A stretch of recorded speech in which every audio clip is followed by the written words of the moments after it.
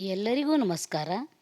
ಇಂದು ನಾವು ಬದುಕಿನ ಬುತ್ತಿ ಮಾಲಿಕೆ ಅಡಿಯಲ್ಲಿ ಶಾಂತಿಯ ನರಸಿ ಹೋದರೆ ಹೇಗೆ ಎಂಬ ವಿಷಯದ ಬಗ್ಗೆ ಚಿಂತನೆ ಮಾಡೋಣ. ಒಂದೆಡೆ ಮಾತೆ ಶಾರದಾ ದೇವಿಯವರು, ನಿನಗೆ ಶಾಂತಿ ಬೇಕಾದರೆ ಯಾರ ದೋಷವನ್ನೂ ನೋಡಬೇಡ, ಹಾಗೆ ನೋಡಬೇಕೆಂದಿದ್ದರೆ ನಿನ್ನ ತಪ್ಪನ್ನೇ ನೋಡಿಕೋ, ಪ್ರಪಂಚದಲ್ಲಿ ಬೇರೆಯವರೆಂಬುವವರು ಯಾರೂ ಇಲ್ಲ, ಎಲ್ಲರನ್ನೂ ನಿನ್ನವರನ್ನಾಗಿ ಮಾಡಿಕೊಳ್ಳಲು ಕಲಿ ಎಂದು ಹೇಳಿದ್ದಾರೆ. ನೋಡಿ, ಮಾತೆಯವರು ಎಷ್ಟೊಂದು ಮಾರ್ಮಿಕವಾಗಿ ಹೇಳಿದ್ದಾರೆ. ಆದರೆ ನಮ್ಮ ಮನಃಶಾಂತಿಗಾಗಿ ಹಾತೊರೆಯುತ್ತಿದ್ದರೂ ಒತ್ತಡ ನಿರ್ವಹಣೆ ಅದಕ್ಕೆ ತಡೆಗೋಡೆ ಹಾಕ್ತಾ ಇದೆ. ಕಾರಣ, ಇಂದು ಒತ್ತಡ ನಿರ್ವಹಣೆಯ ಬಗ್ಗೆ ತಿಳಿತಾ ಶಾಂತಿಯ ಹಂಬಲವನ್ನು ಪಡೆಯೋಣ. ಸ್ನೇಹಿತರೆ, ಯಾವುದೇ ಚಲನೆಗೆ, ಮಾಡುವ ಕೆಲಸಕ್ಕೆ ಒತ್ತಡ ಬೇಕೇ ಬೇಕು. ಭಾವುಕ ವ್ಯಕ್ತಿಗಳಿಗೆ ಒತ್ತಡದ ಪ್ರಭಾವ ಹೆಚ್ಚಾಗಿರುತ್ತದೆ. ಇದರಿಂದ ಆರೋಗ್ಯ ಏರುಪೇರಾಗುವ ಸಾಧ್ಯತೆಯೂ ಉಂಟು.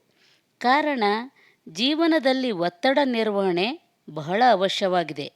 ಅದಕ್ಕಾಗಿ ಮಾನಸಿಕ ಸಾಮರ್ಥ್ಯವನ್ನು ಹೆಚ್ಚಿಸಿಕೊಳ್ಳಬೇಕು. ಇದರಿಂದ ಒತ್ತಡಕ್ಕೆ ಕಾರಣವಾದಂಥ ಅಂಶಗಳನ್ನು ಕಡಿಮೆ ಮಾಡಿಕೊಳ್ಳಬಹುದು. ಅದರಂತೆ ಮನದಲ್ಲಿ ಕೋಪವ ತಾಳದೆ ಸಮಾಧಾನಿಯಾಗಿರುವ ಗುಣವನ್ನು ಬೆಳೆಸಿಕೊಳ್ಳಬೇಕು. ಅಂದರೆ, ಕೋಪಗೊಳ್ಳುವ ಸ್ವಭಾವ ನಮ್ಮದಾಗಿದ್ದರೆ ನಮ್ಮನ್ನು ನಾವೇ ವಿಶ್ಲೇಷಿಸಿ ನೋಡಿಕೊಳ್ಳೋಣ. ಅದು ತಪ್ಪು ಎನ್ನುವುದು ಆಗ ನಮಗೇ ಅರ್ಥವಾಗುತ್ತದೆ.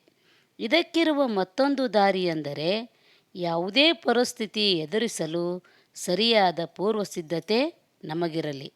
ಒತ್ತಡ ನಮ್ಮ ಕರ್ತವ್ಯ ಪಾಲನೆಗೆ ಪ್ರೇರಣಾದಾಯಕವಾಗಿರಲಿ.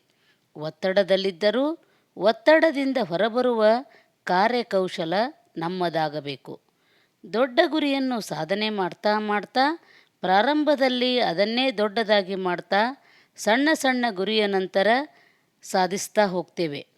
ಅದರ ಬದಲು ಸಣ್ಣ ಸಣ್ಣ ಗುರಿ ಸಾಧಿಸ್ತಾ ದೊಡ್ಡ ಗುರಿಯತ್ತ ಹೆಜ್ಜೆ ಹಾಕಬೇಕು. ಈ ಅಂಶಗಳಿಗೆ ಪರಿಹಾರ ಕಂಡುಕೊಂಡಾದ ಮೇಲೆ ನಮ್ಮ ಮನಸ್ಸಿನ ಭೂಮಿಕೆ ಸಿದ್ಧವಾಗುತ್ತದೆ. ಈ ರೀತಿ ಒತ್ತಡ ನಿರ್ವಹಣೆ ನಮಗೆ ಕರಗತವಾದಾಗ ಆ ಸ್ಥಳದಲ್ಲಿ ಶಾಂತಿ ನೆಲೆಯೂರುತ್ತದೆ. ಇದಕ್ಕೆ ಉತ್ತಮ ಉದಾಹರಣೆ ಎಂದರೆ ಗೌತಮ ಬುದ್ಧನ ಜೀವನ ಪಾಠ. ಬುದ್ಧ ಜಗತ್ತಿನ ಜನರ ಸುಖಕ್ಕಾಗಿ ತನ್ನ ಭೌತಿಕ ಸುಖವನ್ನೇ ತ್ಯಾಗ ಮಾಡಿದ ಯುಗಪುರುಷ.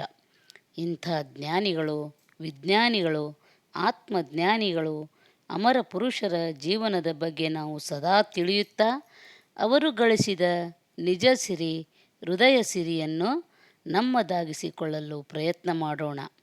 ಬಾಹ್ಯ ಸಿರಿಯ ಆಸಕ್ತಿಯನ್ನು ಬಿಟ್ಟು ಆಂತರಿಕ ಸಿರಿಗೆ ತಲೆಬಾಗೋಣ.